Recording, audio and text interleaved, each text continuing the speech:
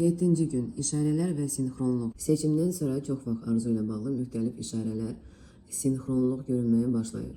Sinxroniklik nədir? Sinxronluq elmi, anlayışlı və mənalı təsadüf deməkdir. Sadə nümunəm, səhər ananızla alma haqqında danışırsınız, işə gedirsiniz və hər yerdə alma görürsünüz. Bu sinxronluqdur. Bunu bir işarə kimi qəbul etmək olar. Bu necə işləyir? Sinxronluqlar göstərir ki, şüurunuz dəyişməyə başlayır. Nümunəm, siz ideal kişini və ya ideal münasibəti qarşınıza məqsəd olaraq qoyursunuz və birdən daha tez-tez sevən cütlüklər görməyə başlayırsınız.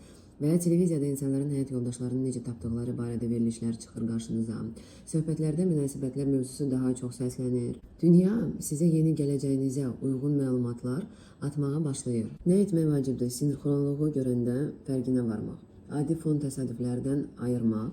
Daxildə qeyd etmək lazımdır. Hər dəfə sinxronluqla rastlaşanda bilin, siz düzgün yoldasınız. Sinxronluq nə qədər çoxdursa, arzunun reallaşmasına bir o qədər yaxınsınız. Baş verə biləcək ikinci hal, arzunuzla bağlı yuxuların görünməsidir. Yuxular niyə vacib? Əgər yuxuda arzunuzun həyata keçdiyini görürsünüzsə, bu çox yaxşı əlamətdir. Bu o deməkdir ki, şüuraltı artıq bu informasiyanı qəbul edib. Gələcək variant artıq yerləşib.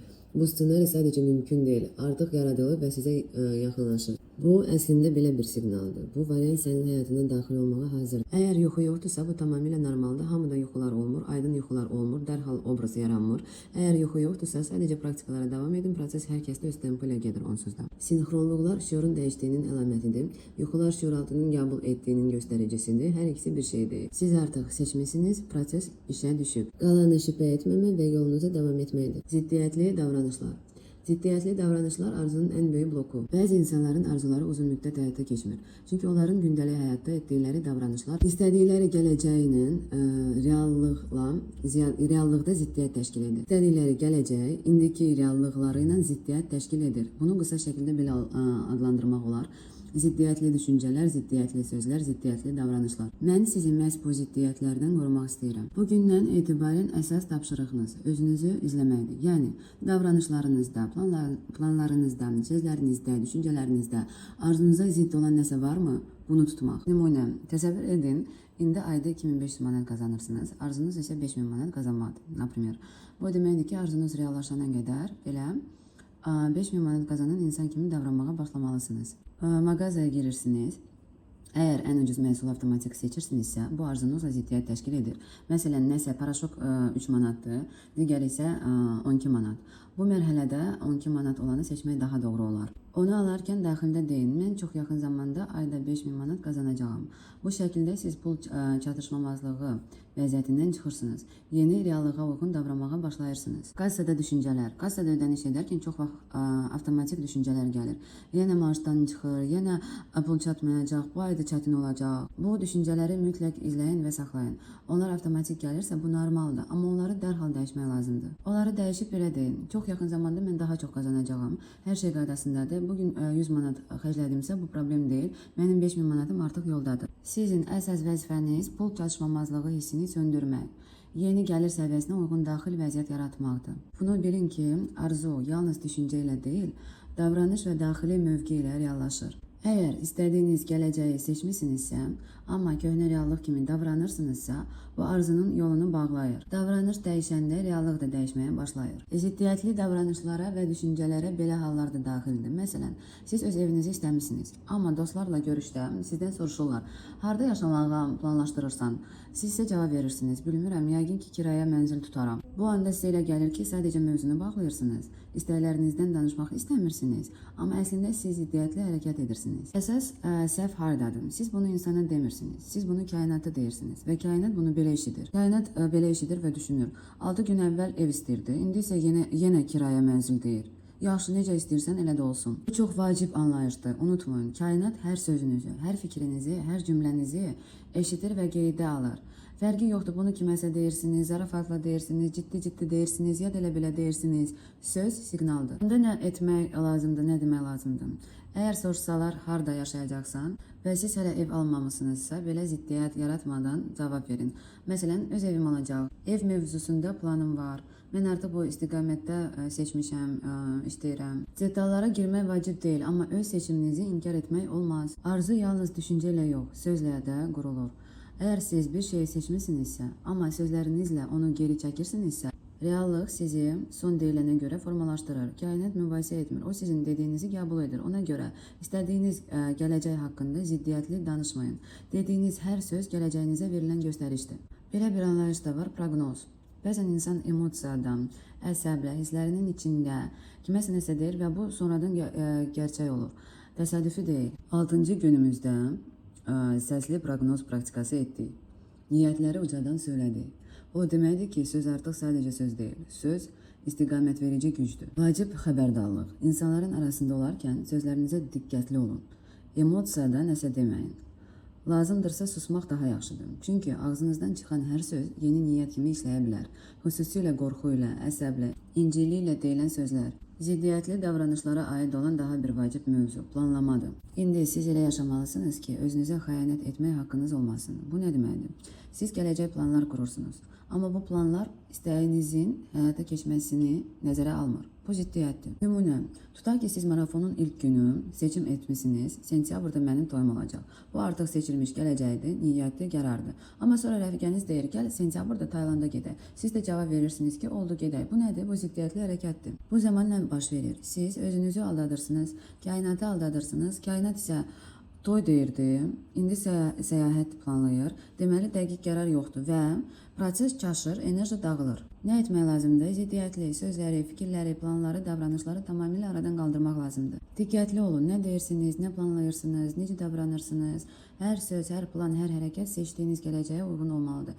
Əks halda siz özünüz prosesi ləngidirsiniz. Kainat səhv etmir, o sadəcə sizin verdiyiniz siqnallara cavab verir. Ona görə də sözlə, planla, davranışla öz seçiminizi inkar etməyin. Gedin və bu barədə mümkün qədər çox insana danışın. Amma diqqət, mən istəkdən yox, seçimdən danışıram. Yəni istəkdən yox, seçimdən danışıram. İstəyirəm deyil, seçirəm. Naprimер, mən belə deyirəm, mən bu seçimi etdim, mən bunu öz reallığımda seçmişəm. Mən qərar verdim və belə olacaq. Çünki əgər siz deyirsinizsə, mən bunu istəyirəm, insanlar bunu belə qəbul edir. Arzu, xəyal, ciddi olmayan bir niyyət. Amma siz deyəndə, mən bunu seçirəm, mən bu reallığı özüm üçün müəyyən etdim, mən qərar verdim və belə olacaq. Bu anda siz yenidən kainata niyyətinizi bəyan edirsiniz. Və bu çox güclü işləyir, prosesi möhkəmləndirir, seçimi sabitləyir. Bunu nə qədər tez-tez etsəniz, çox adama desəniz, bir o qədər yaxşıdır. Mən özüm də belə edirəm və sizə də bunu tövsiyə edirəm.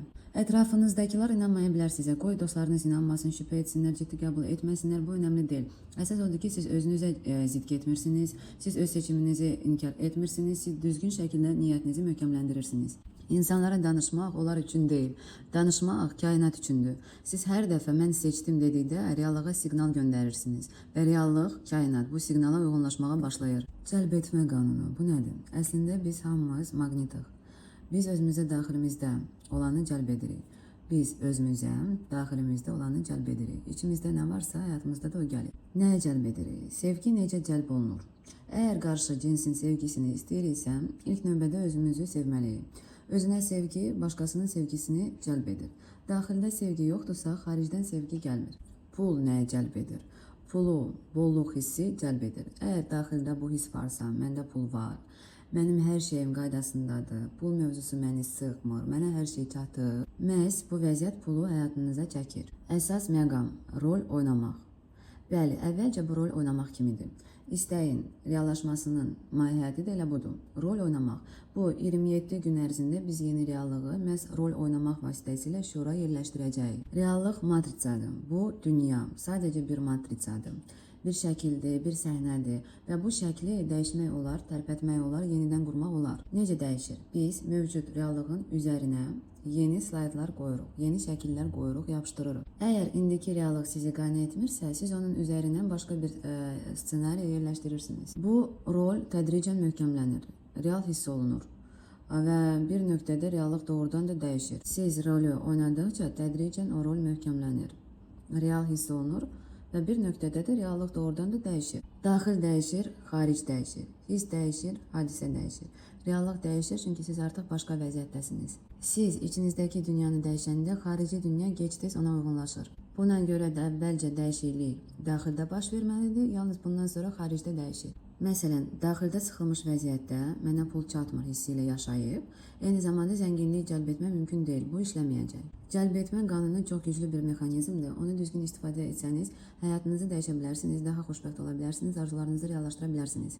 Daxili bolluq hissi və ya yoxsulluq hissi və yaxud da daxili özünü sevmək və ya sevməmək, bunlar hamısı bizim nəzarətimizdədir. Tutalım, səhər durursunuz və deyirsiniz, əhvalım çox pisdir, bunu necə qaldırım? Əslində bu çox sadədir. Sadəcə dərk edin ki, cəlb etmə qanunu var. Biz daxili vəziyyət biz reallıq yaradır. Komanda verin. Yaxşı daxili vəziyyəti şüurlu şəkildə yandırın. Özünüzə açıq-aşkar komandalar verin. Mən özümü əla hiss edirəm. Əhvalım çox gözəldir. Mən gümraham, mən enerjiliyəm, məndə hər şey alınır. Komandanı verdiniz, vəziyyət dəyişir. Bunu bilin. Dünya da buna uyğun dəyişir.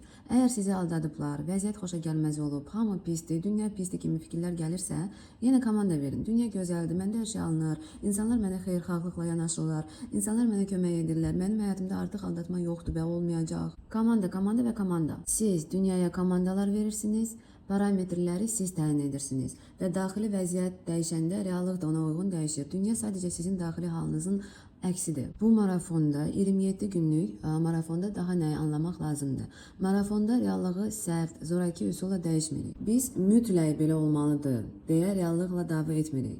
Biz xətti dəyişirik. Bunu başa düşməyiniz çox vacibdir. 8-ci gündən etibarən vizuallaşdırmaya başlayacağıq və reallığı artıq konkret şəkildə təmizləməyə, parametrləri dəyişməyə başlayacağıq. Amma bu gündən biz anlamalıyıq ki, bunu necə edirik, necə edəcəyi, prosesin mexanizmi nədir?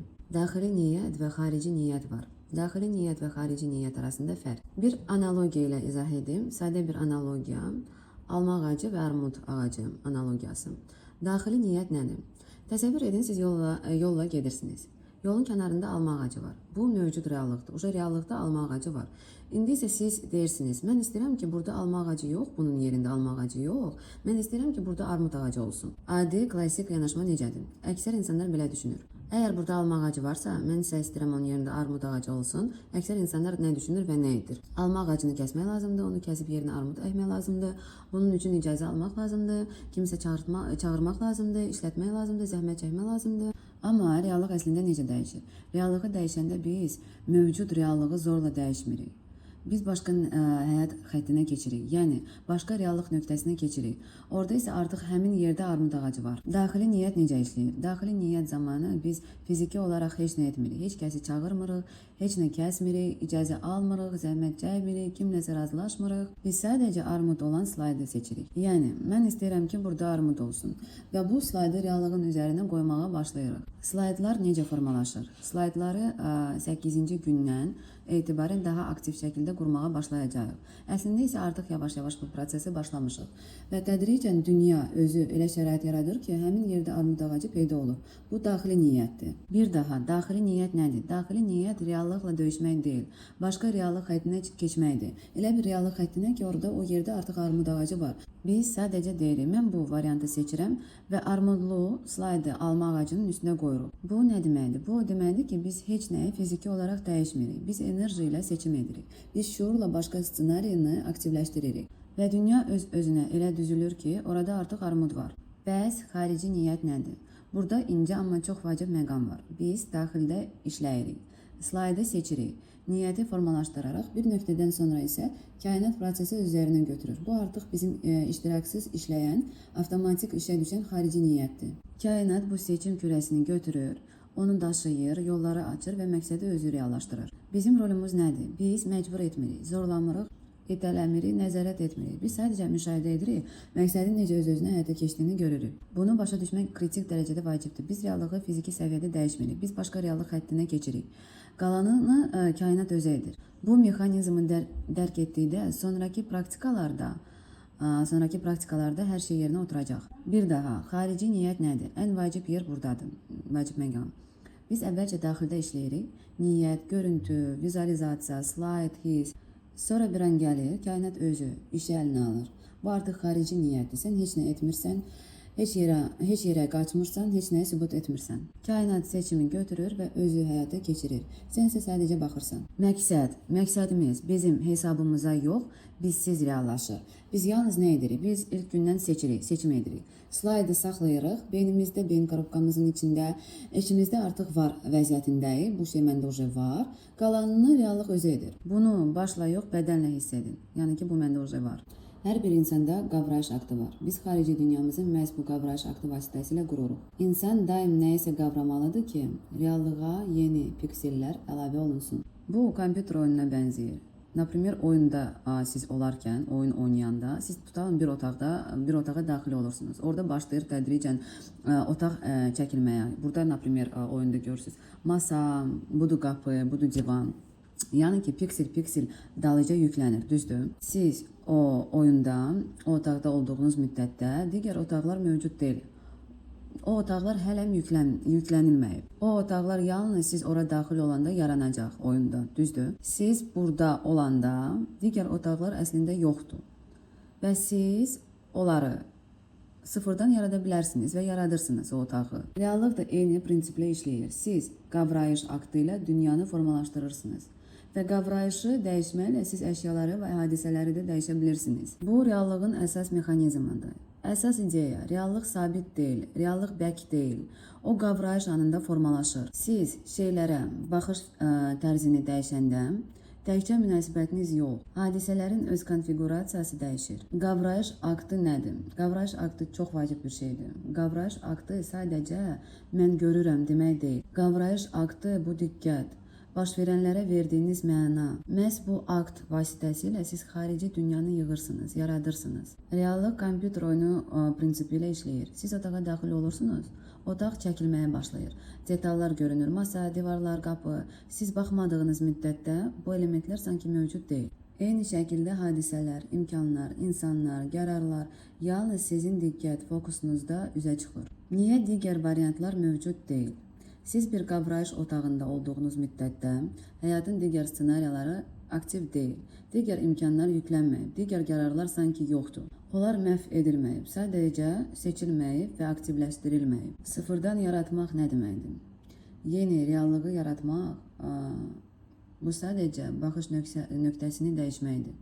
Daxili vəziyyətin dəyişməsi deməkdir. Qavrayış dəyişəndə siz başqa siqnalları görməyə başlayırsınız. Başqa qərarlar verirsiniz, başqa hadisələri cəlb edirsiniz. Dünya avtomatik olaraq uyğunlaşır. Əşyalar və hadisələr müşahidəçidən ayrı mövcud olmur. Onlar həmişə müşahidəçi ilə birlikdə mövcuddur. Siz dəyişəndə daxili fokus, gözləntilər, halınız, vəziyyətiniz, sizə gələn hadisələr, situasiyaların inkişaf forması, açılan imkanlar dəyişir. Yekun formul belədir. Yekun işləy formul. Reallıq bərabərdir sizin qavradığınız şeyə. Reallıq sizin qavradığınız şeydir. Qavrayış bərabərdir dünyanı yığan filtra. Qavrayış bərabər dünyanı yığan filtrdir. Filtr dəyişir, reallığın yığılması da dəyişir. Yeni qavrayış, yeni hadisələr xətti. Dünya sizə necə görünürsə, necə dünyanı qavrayırsınızsa, elə də formalaşır. Dünya sizə haradan baxdığınıza görə açılır. Siz dünyanı birbaşa dəyişmirsiniz. Siz dünyanın üzə çıxdığı nöqtəni dəyişirsiniz. Dünya kənarda sabit bir obyekt deyil. O, sənin içindən baxdığın nöqtədən üzə çıxır. Dünya dəyişmir. Baxış nöqtəsi dəyişir. Nöqtə dəyişdi, baxış dəyişdi. Baxış dəyişdi, seçimlər dəyişdi. Seçimlər dəyişdi, hadisələr dəyişdi. Dünya yox, sənin dayandığın yer dəyişir. Və məhz buna görə dünya başqa cür üzə çıxır. Dünya yox, sənin qavrayışın, qavrama aktı dəyişir və məhz buna görə dünya başqa cür üzə çıxır. Gördüyümüz şeyə qiyməti yalnız insan verir. Məsələn, divan. Siz ona baxırsınız və onu müəyyən cür görürsünüz. Amma əslində o tamamilə başqa cür də ola bilər. Sizin üçün o qəhvəyidir. Mənim üçün isə yaşıl. Divan özlüyündə nə qəhvəyi, nə də yaşıl deyil. Bu sizin, mənim qavranışımızdır. Yalnız insan gördüyünə qiymət verir. Gözəldir, çirkindir, pis divandır, balacadır, böyüdür. Bu qavrayış aktıdır. Siz qavrayırsınız, zihində qiymətləndirirsiniz, fikri proses başlayır. Amma kim deyib ki, sizin indi qavradığınız şey və ya beyninizdən keçən fikir həqiqətdir? Qavrayış anında siz obyekti yaradırsınız. Qavrayış və zehni prosesində siz əslində öz obyektinizi yaradırsınız, yaratmışsınız, siz onu yaratmışsınız və yaradırsınız. və eyni obyekti tamamilə başqa cürdə yarada bilərsiniz. Elə yarada bilərsiniz ki, obyekt xoşunuza gəlsin. Elə yarada bilərsiniz ki, o obyekt xoşunuza gəlməsin. Elə yarada bilərsiniz ki, sizə zövq versin. Elə yarada bilərsiniz ki, sizə zövq verməsin. Obyekt dəyişmir. Sizin onu necə yığdığınız dəyişir. Məsələn, deyirsiniz, mənim ərim az pul qazanır. Əgər siz onu başqa cür qavramağa başlasanız, например, desəniz ki, mənim ərim başlayıb pul qazanmağa və doğrudan da o tədricən yavaş-yavaş addım-addım dəyişəcək və o başlayacaq pul qazanmağa. Obyekt dəyişəcək, insan dəyişəcək. Yəni eyni mexanizmdir. Bu mexanizmla, qavrayış aktı ilə dünya da dəyişir. Bu yolla düşmən kimi görünən dünya dost dünyaya çevrilə bilər. Pis görünən rəhbər yaxşı rəhbərə çevrilə bilər və hətta sizə daha çox pul verməyə başlaya bilər. Çünki siz qavrayış nöqtəsini dəyişmisiniz. Həqiqət obyekt deyil, həqiqət sənin qavrayışındır. Və sən qavrayışı dəyişəndə dünya da səninlə birlikdə dəyişir. Bir də istəklərimiz o zaman tez reallaşmağa başlayır ki, biz onlara görə məsuliyyəti üzərimizə götürürük. Yəni öz seçimimizə sahib çıxanda. Bu o deməkdir ki, günahı başqasının üzərinə atmırıq. Demirik ki, falan kəsə görə mənim arzumu yerinə yetmədi. Alınmasa da onlar vəziyyətində qalmırıq. Daxildən geri çəkilmirik. Məsuliyyəti üzərimizə götürmək bərabərdir ona ki, daxildə geri çəkilmək yoxdur. Siz deyirsiniz, mən bunu seçdim və nəticələrə hazıram. Məhz bu anda niyyət parçalanmır. Enerji dağılmır, dünya sizin seçiminizi ciddi qəbul edir. Məsuliyyət seçimi möhkəmləndirməkdir. Seçim möhkəmlənəndə reallıq hərəkətə keçir və istəklər sürətlənir. Keçirik tapşırıqlara. Sual 1. Arzunun həyata keçməsi mənim həyatımı necə dəyişəcək? Nə dəyişəcək? Bu tapşırığın əsas məqsədi öz arzuna görə tam məsuliyyət üzərinə götürməkdir. Məsuliyyət nə deməkdir? Bu deməkdir ki, sən arzunun həyata keçməsinin sənə, ətrafdakı insanlara, münasibətlərinə, həyat tərzinə necə təsir edəcəyini əvvəlcədən qəbul edirsən. Şikayət etmədən, peşman olmadan, bilmirdim demədən. Nümunə 1. Emiqrasiya. Arzu. Mən başqa ölkəyə köçmək istəyirəm. Daxili cavabın dürüst olmalıdır. Mən gedəndə valideynlərim darıxacaq.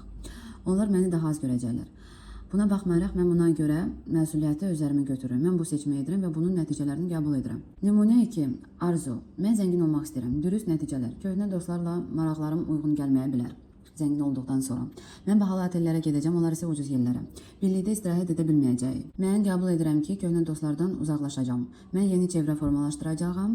Ən buna razıyam, mən zəngin olmaq istəyirəm. Nümunə 3. Evlənmə nümunəsi. Mən ailə qurmaq istəyirəm, mümkün dəyişikliklər. Anama əvvəlki qədər tez-tez kömək edə bilməyəcəm, onunla hər yerə gedə bilməyəcəm, birlikdə tətilə çıxmaq çətinləşə bilər. Mən bunu başa düşürəm, mən bu nəticələrə görə məsuliyyəti üzərimə götürürəm. Çox vacib qayda. Əgər arzunun başqa insanlara necə təsir edəcəyinə dair tərəddüdün varsa, hər arzunun sonunda bu ifadəni yaz. Bu arzu yer üzündə yaşayan bütün canlıların xeyrinədir. Sadəcə yaz. Bu daxili müqaviməti yumşaldır. Əlavə tapşırıq, mütləq. Bu arzunun həyata keçməsi mənə nə üçün lazımdır?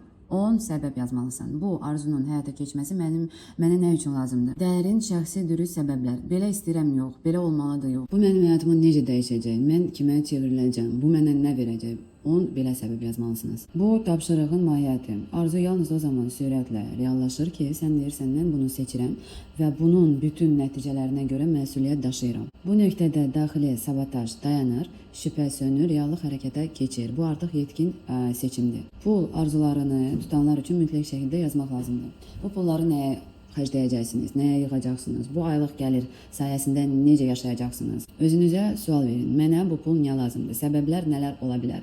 Məsələn, mənim bir dostum var idi, pula ehtiyacı var idi ki, yalnız restoranlarda yesin. O bahalı, keyfiyyətli restoranları sevirdi və istəyirdi ki, menyudakı qiymətlərə baxmadan hər şeyi sifariş edə bilsin. Nəticədə o varlandı, pulları özünə çəkdi, indi rahatlıqla Lüboy restoranda yeyir. Səbəblərdən biri belə ola bilər. Mən varda olmaq istəyirəm ki, bahalı restoranlarda yeyim, mən varda olmaq istəyirəm ki, bahalı maşın sürüm, mən varda olmaq istəyirəm ki, dünyanın bütün ölkələrinə səyahət edim, mən varda olmaq istəyirəm ki, istədiyim hər şeyi ala bilim, gördüyüm və xoşuma gələn hər şeyi almaq imkanım olsun. Sizin öz 10 səbəbiniz ola bilər. Məsələn, mən vəzifə artımı istəyirəm ki, başqa kabinetdə keçim. Bu da tam egoist səbəbdir. Mən istəyirəm ki, siz məhz egoist səbəblərinizi yazasınız. Başqaları üçün yox, cəmiyyət üçün yox, özünüz üçün. Egoist səbəblər. Tutalım, uşaq istəyirəm ki, evdə şənlik olsun, çünki darıxıram. Oğlanı istəyirəm ki, başqaları mənə baxıb həzət aparsın. Ər istəyirəm ki, artıq tək və ya təsadüfi yoldaşlarla yox, məhz rahat öz ərimlə səyahət edim. Bunların hamısı səbəbdir və bunlar doğru səbəblərdir. Üçüncü tapşırıq məsuliyyət andı. Bu tapşırıqda siz öz seçiminizə görə məsuliyyəti rəsmi şəkildə qəbul edirsiniz. Mən sizə zaman verirəm ki, bu andı nə üzərinə edəcəyinizi hiss edəsiniz. Siz and içəcəksiniz. Bu sadəcə söz deyil, bu daxili qərarın mühürlənməsidir. And içmə nümunəsi. Mən tutalım tam məsuliyyəti öz üzərimə götürürəm ki, mən həyat yoldaşı olacağam və ideal partnyorumla güclü bir bağ yaradacağam. Mən buna razıyam və bu seçimdən sonra həyatımın və dünyamın necə dəyişəcəyinə görə məsuliyyəti qəbul edirəm öz üzərimə. Mən yeni həyatımı dərk edirəm və onu qəbul edirəm. Arzum həyata keçəndən sonra dünyanın necə dəyişəcəyini də qəbul edirəm. Mən dəqiq bilirəm nə etdiyimi. Mən bunu anlamaq niyyətindəyəm. Mən bunu anlamağa niyyətliyəm. Geri dönüş yoxdur, körpülər yandırılıb. İndi yalnız irəli və yalnız sona qədər. Andı necə etmək olar? Əgər inancınız varsa, Qurana and içə bilərsiniz. Və ya məscidə gedib bu andı ucadan oxuya bilərsiniz. Məsləhət görün bunu edin. Məsciddə, kilsədə təmizlənmiş enerji var, təmizlənmiş. Orada niyyət açıq və güclü şəkildə sabitlənir. Bu sözləri məsciddə, kilsədə demək olar. Siz Qurana and içəndə, məscidə gedəndə və ya kilsəyə gedəndə açıq şəkildə bildirirsiniz ki, bəyan edirsiniz ki, arzunun icrasına görə məsuliyyəti öz üzərinizə götürürsünüz. Bu zaman niyyət çox tez reallaşır. Əgər dini inanc yoxdursa, alternativ variantlar, dağa çıxmaq, sizin üçün güclü olan bir məkana getmək, önəmli olan bir məkana getmək, şamlar yandırmaq və həmin yerdə bu andı təntənəli şəkildə ucadan demək. Əsas olan forma yox, daxili qərarın tamlığıdır. Çox vacib şərt, arzunu qəbul edəndə ehtiyat variantları olmamalıdır. Birdən alınmasa, hər ehtimala qarşı bunlar olmaz. Fiziki səviyyədə də körpüləri yandırmaq lazımdır. Konkret nümunələr, əgər evlənmək niyyətindəsinizsə, yeni insanla qarşılaşmağa hazırsınızsa, əvvəlki münasibətləri tam bağlayın, yazışmaları, görüşləri bitirin. Əgər xəyalınızdakı işi istəyirsinizsə, nifrət etdiyiniz işdən çıxın, ərizə yazın, tarix qoyun, hətta ərizəyə belə yaza bilərsiniz. Mən xoşbəxtəm çünki arzuladığım işi tapmışam. Bu nə verir? Siz köhnəni buraxanda çox böyük enerji azad olur. Bəlkə alınmaz, fikirləri yox olur, daxili parçalanma dayanır. Enerjini artıq qorxuya, tərəddüdə, keçmişə xərcləmirsiniz. Enerji yeni gələcəyə axır. Yekun mesajım sizə belədir. Hər şey bitdi, özünüzdə deyirsiniz. Mən sona qədər gedirəm, mən istədiyimi alacağam, köhnəni kəsdim, enerji itirən hər şeyi buraxıram və öz ideal gələcəyimə doğru gedirəm.